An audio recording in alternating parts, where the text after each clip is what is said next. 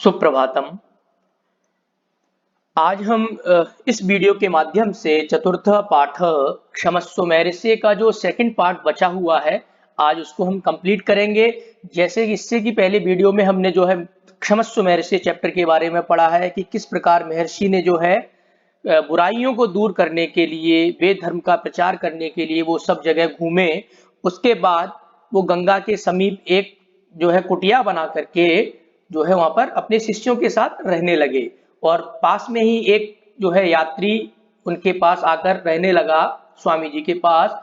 और वो जो है रोज महर्षि की कुटिया में आकर के बिना किसी कारण के ही जो है महर्षि को दुर्वचन, कठिन शब्द, बुरे शब्द बोलने लगा। लेकिन महर्षि ने फिर भी जो है उसका कोई रिप्लाई नहीं किया। और जब ये जो घटना घटी, इसको देख करके जो उनके शिष्य थे स्वामी जी के, दयानंद जी के, वो बहुत जो है क्रोधित हुए।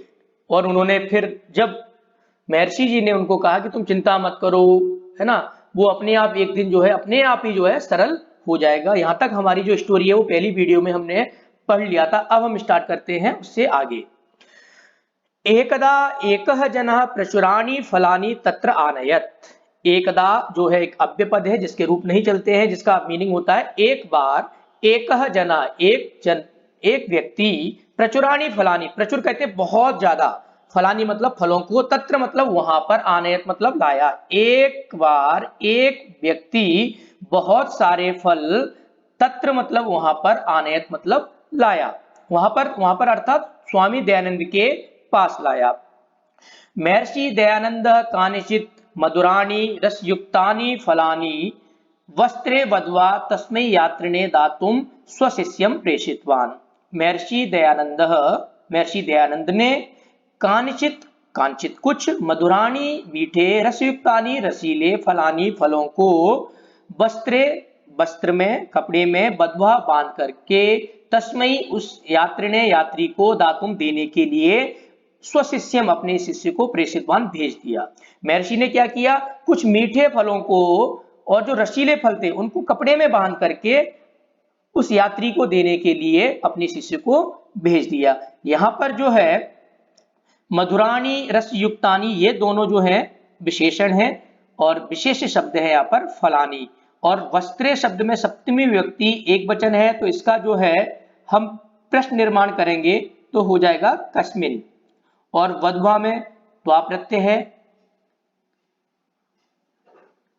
और यात्रिणे चतुर्थी व्यक्ति एक वचन, दातुम जो है यहाँ पर तून प्रत्यय है। तो महर्षि ने क्या किया, कुछ मीठे रसीले फलों को कपड़े में बांध करके, वस्त्र में बांध करके उस यात्री को देने के लिए अपने शिष्य को जो है उसके पास भेज दिया। सह शिष्य अचिंतयत, वह जो शिष्य है जिसको भेजा वो अचिंतयत, उसने सोचा। अचिंतयत में जो है चिंत धातु है, लंग लकार प्रथम पुरुष एक वचन का शब्द है। तो उस शिष्य ने सोचा, सह यात्री तु प्रतिदिनम अत्र आगत्य अकारणम एव कटुवचनानि कथयति, किमर्थम तदा तस्मै एतानि फलानि। तो वो शिष्य क्या सोच रहा है कि सह यात्री, वो जो यात्री है, तू मतलब तो, तू जो है एक अव्यय पद है, प्रतिदिनम, प्रतिदिनम मतलब रोज, वो जो यात्री है रोज, अत्र यहाँ पर, आगत्य आकर, अकारणम बिना कारण ही, एव मतलब ही, कटुवचनानि कड़वे शब्द, कथयति बोलता है। शिष्य सोच रहा है, क्या सोच रहा है कि वो जो यात्री है जो प्रतिदिन यहाँ पर आकर के बिना किसी रीजन के, बिना किसी कारण के ही जो है वो कड़वे शब्द, गलत शब्द जो है महर्षि को बोलता है। किमर्थम तदा तस्मै एतानि फलानि, किमर्थम मतलब किस लिए, तदा मतलब तो, तस्मै मतलब उसके लिए, एतानि फलानि ये फल।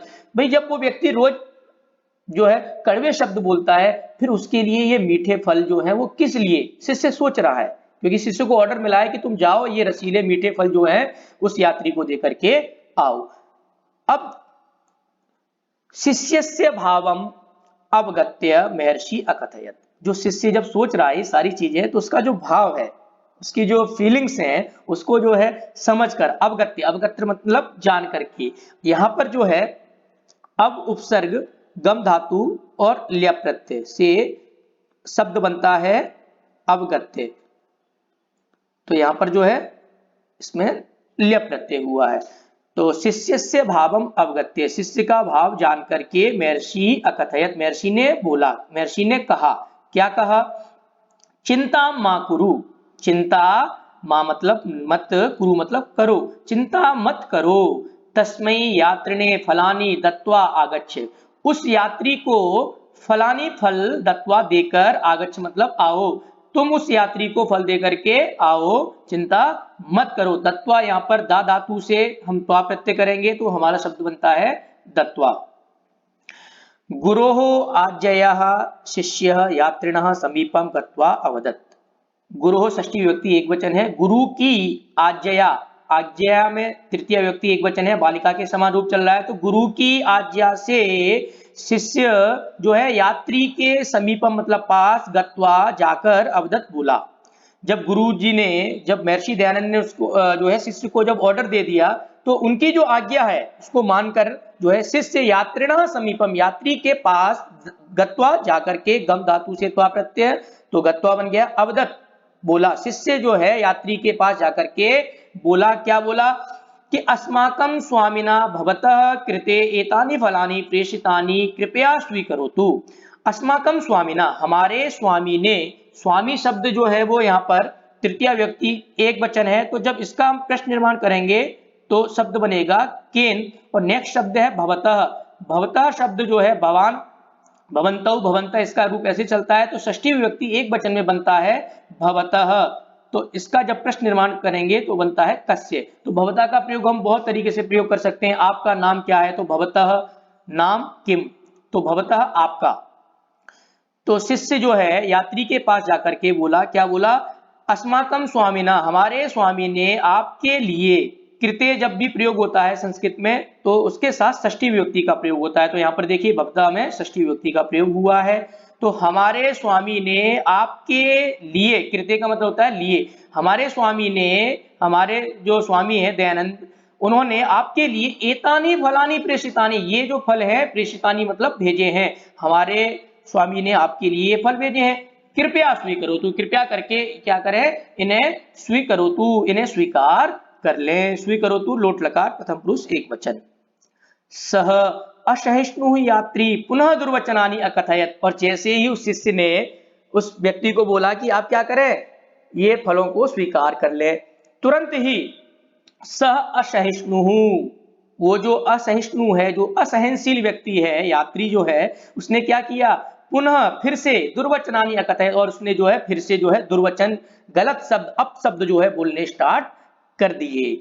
शिष्य महर्षिम उपगत्य सर्वम वर्णितवान, और शिष्य ने क्या किया?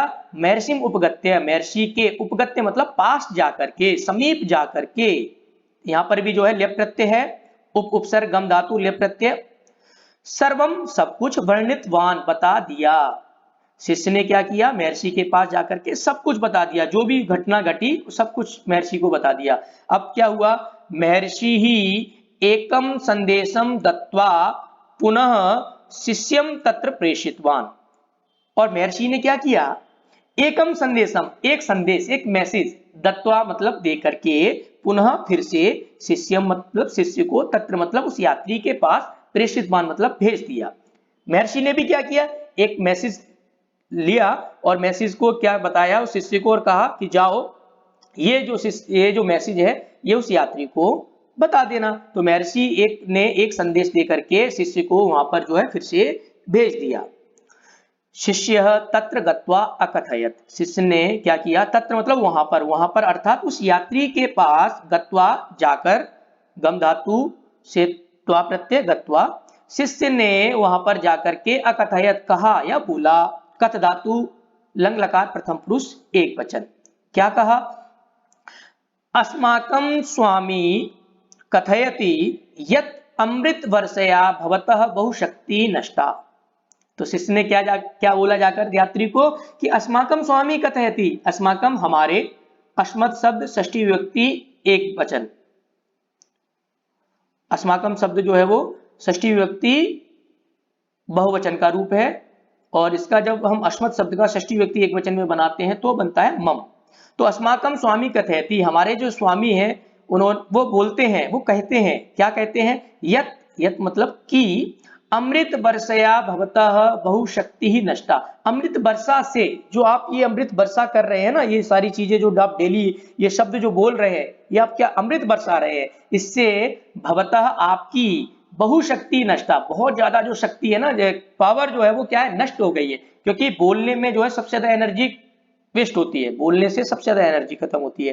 तो आप जो डेली इतना कुछ अमृत वर्षा कर रहे हैं, ये डेली आप कुछ ना कुछ बोल रहे हैं, इससे क्या होता है, आपकी बहुत ज्यादा जो शक्ति है, वो एनर्जी है, वो क्या हो गई है, समाप्त हो गई है। पुनः अमृत वर्षा यही शक्तिम प्राप्तुम एतानी मधुराणी रस युक्तानि फलानि स्वीकरोतु। पुनः फिर से अमृत वर्षा, यही अमृत बरसाने के लिए, अमृत वर्षा यही जो है यहाँ पर चतुर्थी विभक्ति एक वचन है, तो के लिए इसका मीनिंग निकलेगा। तो फिर से अमृत बरसाने के लिए, भाई आप डेली कुछ ना कुछ बोल रहे हो, ये जो अपशब्द बोल रहे हो, इसका मतलब ये अमृत वर्षा जो है ना, व्यंग कस रहा है कि आप जो अमृत वर्षा कर रहे हो, इससे आपकी डेली जो है बहुत शक्ति जो है, बहुत एनर्जी आपकी वेस्ट होती है। तो फिर से अमृत बरसाने के लिए आपको क्या करना है, शक्तिम प्राप्तुम, उस एनर्जी को प्राप्त करने के लिए एतानी मधुराणी, ये जो मीठे रसयुक्तानी, रसीले जो फल हैं, इनको क्या करो आप, स्वीकरो, तू स्वीकार कर लीजिए। एतत् श्रुत्वा सह यात्री लज्जिता भूत्वा धावित्वा च महर्षे समीपम आगत्य पादयो पतित्वा अकथयत।